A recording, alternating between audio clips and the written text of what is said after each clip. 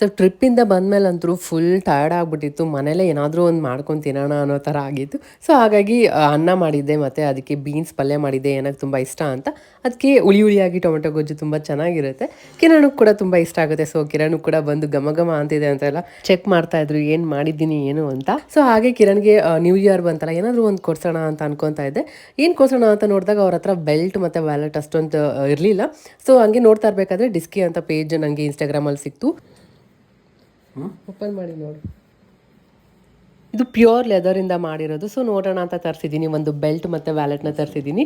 Quality ಅಂತೂ ತುಂಬಾ ಚೆನ್ನಾಗಿದೆ. ಕಿರಣ್ ನೋಡಿದ ತಕ್ಷಣನೇ ಹೇಳಿದ್ರು ನಿಜವಾಗ್ಲೂ ತುಂಬ ಚೆನ್ನಾಗಿದೆ ಇದು ಮೆಟೀರಿಯಲ್ ಅಂತ. Thank you.